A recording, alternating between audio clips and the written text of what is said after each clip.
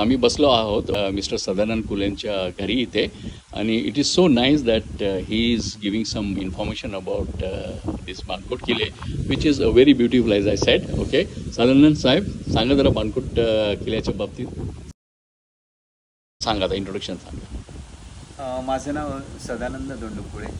मी बानकोट किल्ला येथे राहतो. बानकोट किल्ल्याचं मला आणि कुठे काम करत होता तुम्ही? मी रिसेंटली आत्ताच मी आर्थर रोड जेल इथून मी आता रिटायर झालेलो आहे आणि आता आम्ही इथेच या ठिकाणीच रमणार आहोत आम्ही सगळं. आमचं फार्म हाऊस आहे. Okay, very good, very nicely maintain, but very nicely maintain. Hats off to you. या सो तुमचं इथे आर्थर रोड मध्ये होतं, त्याचं काही जर असं हे सांगणार की कसं, how was your life in? माणसाला माणूस म्हणून तिथं आम्ही बनवतो. Sir, very good, that's very good of you. या सो काइंड ऑफ यू. बनवतो आणि त्यांच्याकडे त्या पद्धतीने आम्ही हे करतो, कारण जगाने त्यांना वळून टाकलेलं असतं किंवा जगाने त्यांना धिक्कार केलेला असतं. काही लोक जाणून बुजून गुन्हेगार बनलेले असतात किंवा काही लोक परिस्थितीमुळे किंवा अचानक काही त्याच्यामुळे त्यांना दुसरी गोष्ट होते, परंतु त्यांना चांगला माणूस बनवण्याचा आम्ही तिथे. सर, हे बानकोट किल्ल्याला जो हे आहे, किल्ला जो आहे तर त्याचं नाव हिम्मतगड म्हणून आहे. हिम्मतगड. ओके. आणि इंग्रज ज्या वेळेला इथे आले, ब्रिटिशांनी जो घेतला त्यावेळेला व्हिक्टोरिया फोर्ट असं त्याचं नामकरण केलं होतं. Victoria fort. अच्छा, व्हिक्टोरिया फोर्ट असं नामकरण केलं होतं. परंतु हा किल्ला जो आहे तो 1404 चा किल्ला आहे. 1404. हा 1404 चा किल्ला आहे आणि तो डचांनी बांधलेला आहे. डचांनी बांधला, नंतर मग ते डच, नंतर पोर्तुगाल आले. पोर्तुगाल आले, त्याच्यानंतर मग इंग्रजांनी ते हे केलं. ओके. आणि नंतर मग मराठ्यांकडे गेलं. अशा 6 ते 7 लढाया आतापर्यंतच्या ह्याच्यामध्ये इथे या पठारावर झालेल्या आहेत. Very nice. दुसरी गोष्ट अशी आहे की ब्रिटिशांच्या काळामध्ये हे जे बानकोटच्या सावित्री नदीच्या किनाऱ्यावर जे आता हा फोर्ट आहे, हिम्मतगड किल्ला आहे, तर व्हिक्टोरिया फोर्ट आहे. तर ते ब्रिटिशांनी काय केलं, ज्या वेळेला त्यांच्याकडे आल्यानंतर हे जे इथे रत्नागिरी जिल्ह्याचं एक कोर्ट होतं इथे. अच्छा, लॉ कोर्ट होतं का? कोर्ट होतं इथे. आणि ते कोर्ट मग मध्यवर्ती ठिकाण रत्नागिरी जिल्ह्याचं सिंधुदुर्गापासून हा पहिल्यांदा या ठिकाणी ते एकच जिल्हा होता. अच्छा, एकच जिल्हा. त्याच्यामुळं त्या लोकांना येण्या जाण्यासाठी खूप दूर पडायचं आणि मग म्हणून, कारण हा एकदम एका साईडला आहे, व्हेरी क्लोज टू रायगड. तर त्याच्यामुळं लोकांना ते व्यवस्थित येण्या जाण्यासाठी व्यवस्थित सुखकर व्हावं, त्यासाठी ब्रिटिशांनी हे रत्नागिरीला तो कोर्ट हे केला. त्यावेळेला रत्नागिरीला त्याची स्थापना केली. त्यानंतर सिद्दी जोहर जो आपला हाफसी, पूर्वीच्या वेळेला किंवा आम्ही ह्या मुरुडचं त्यांचं नाव होतं. करेक्ट. सिद्दी ह्या जंजिरा मुरुडला. करेक्ट. तो हाफसान पट्टा आपण त्या साईडून या इकडे ते लोक अट्रॅक्ट झाले, कव्हर करायचे. परंतु त्यानंतर याचे एक धान्याचं जे कोठार मोठं त्या समुद्रमार्गे जे काही माल ब्रिटिश लोक आणायचे, ईस्ट इंडिया कंपनीचं वगैरे, तर ते या ठिकाणी ते लोक साठवून ठेवायचे आणि त्यानंतर त्याचं वितरण करायचे. इथून वितरण व्हायचं.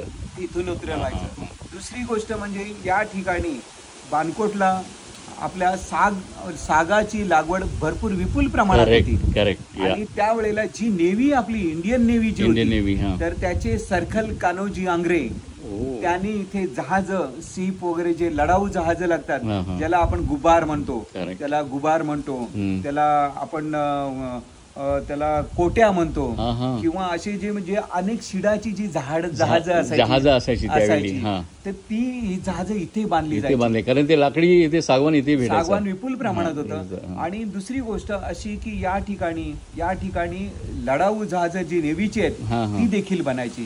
तर ही सुरुवात सरखेल कान्होजी आंग्रे यांनी केले. आणि सरखेल कान्होजी आंग्रे हे हरणेचे होते. आणि त्यांना समुद्र मार्गाची खूप चांगल्या पद्धतीची माहिती होती त्यांना. असं ते.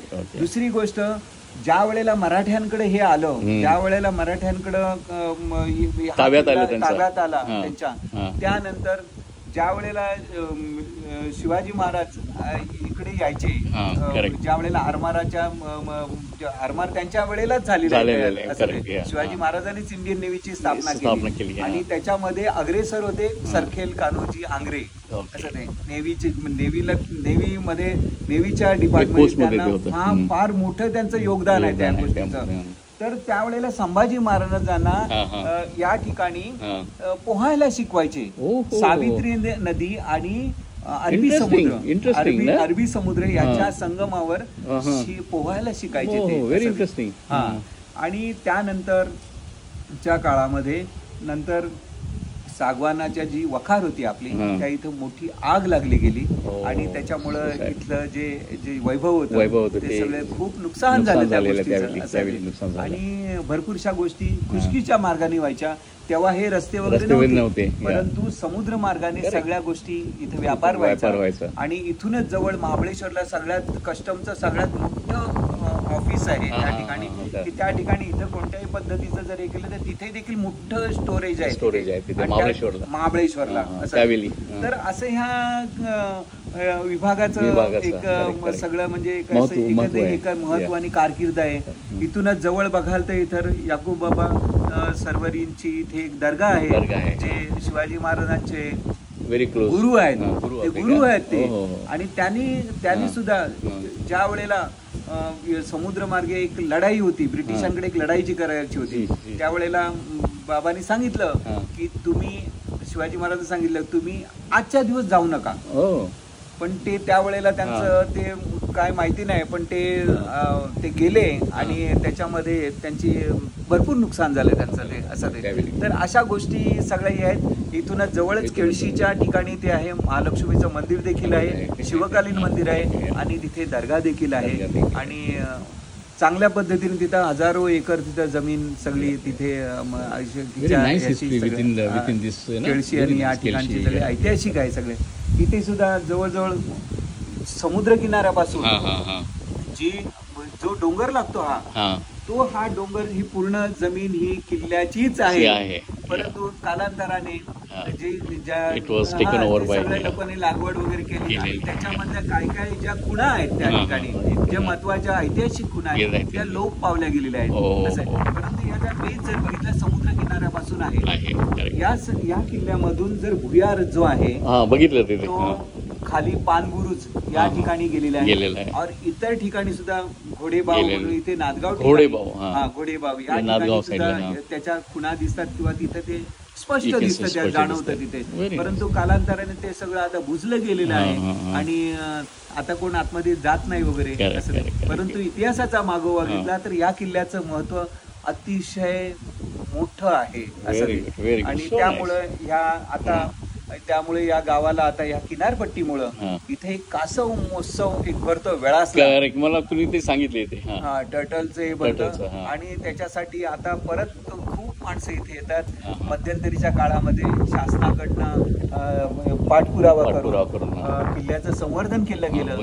आणि सगळ्या किल्ल्यात मी सह्याद्री प्रतिष्ठान हिंदुस्थानचं काम करतो आणि अनेक किल्ल्यांना मी भेटी दिलेल्या आहेत. परंतु एवढ्या चांगल्या अवस्थेतला किल्ला हा बाणकोट किल्ला एकच आहे. आणि दुसरी गोष्ट त्याचे चिरे देखील बघाल, कुणीही जरी इतिहासकारांना सगळ्यांना सांगतो की इथं बघण्यासारखं आहे, तुम्ही या इथे. युट्यूबरना सुद्धा आम्ही सांगतो की इथे या बघा.